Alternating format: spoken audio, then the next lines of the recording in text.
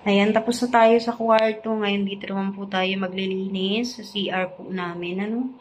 Kasi nung nag-brown out po, hindi kami madalas nagpapasok dito. Doon po kami sa labas ng bahay, no? Kasi may CR din po tayo sa labas.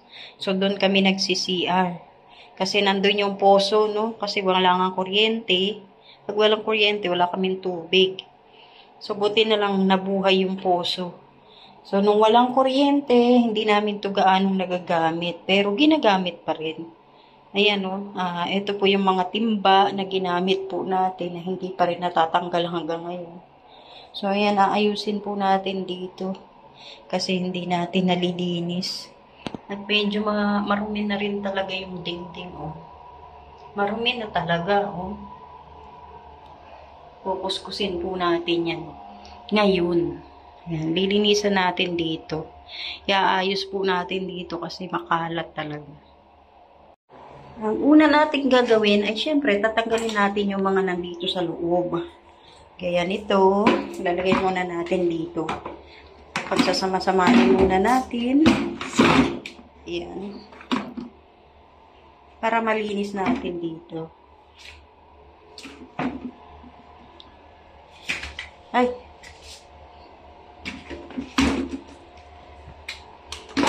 Yan, lagay natin dito lahat.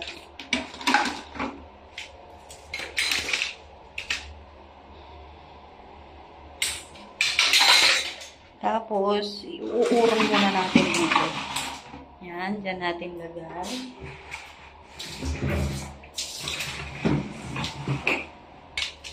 Okay. Natumba na. Ito muna natin lahat ilagay. Na tayo nito. Tapos ito, hihilain na lang natin. Yan. Ay, naku, natanggal na. Okay. Diba? Ang dumi. So, yan, lilinisin natin. Kukuskusin natin. At pati rin ito. Tingnan yung dumi. Ito po yung mga gamit natin dito sa CR. Sinabon po muna natin, no? Ayan, nilinis muna natin. At yung basahan, nilaban na rin natin. Siyempre, bago po natin yan banlawan, bababara na po natin tong bowl ng panlinis. Ayan. Para maputi mamaya pag kuskus natin. Tapos dito, lagyan na rin natin. Ibababad muna natin at hayaan lang muna natin. Para mamaya po pag kuskus natin dyan ay maputi agad, diba? Parang kulang pa.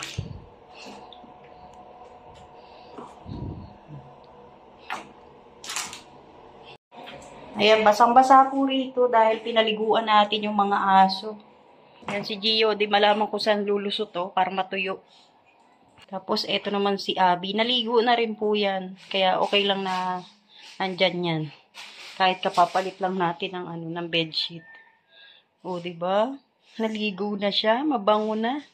Linisin na po natin tong CR.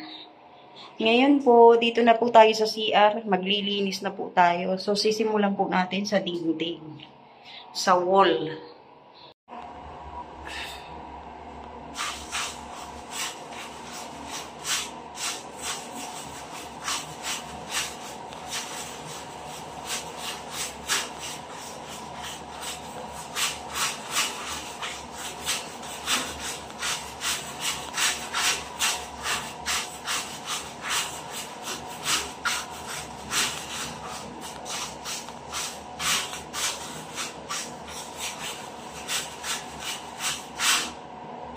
Ayan na, tanggal na natin ang likabo.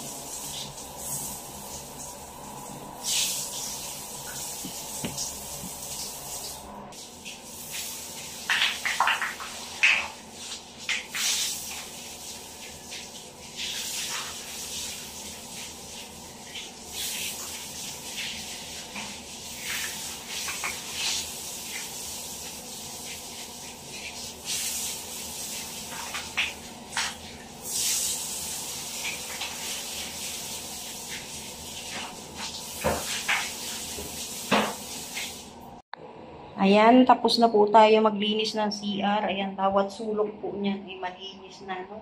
Ang kulang na lang po dito ay yung basurahan kasi tugasan pa po natin at pinapatayo natin. So, ayan, malinis na yung bowl, itong lababo, mga dingding, pati rin yung mga gripo natin. Ayan, linis din po natin yan. Tapos dito, ayos na po natin yan. Ayan, nilinis natin lahat-lahat na. Ayan, maayos na po, no? Tapos, itong balde, dito na lang po yan. Nilalagyan natin siya ng tubig. Kasi pagkagabi po, pagpatulog na kami, pinapatay po namin yung tubig. So, para pagka merong magsi-CR at hindi nakasaksak yung tubig, meron po silang makukuha rito, ano? So, ayan, meron po tayong tubig. Nantay lang natin mapuno. Iiwanan po natin yung balde dyan. So, hanggang dito na lang po ang ating vlog sa paglilinis po ng CR. Maraming salamat po sa lahat ng manonood. And shout out po kay Ate Annie Haramilla, kay Mr. PH, kay Ma'am Jasmine. Shout out po sa inyong lahat. Magandang hapon po. God bless. Mabuhay po. Ingat po ang lahat. Maraming salamat.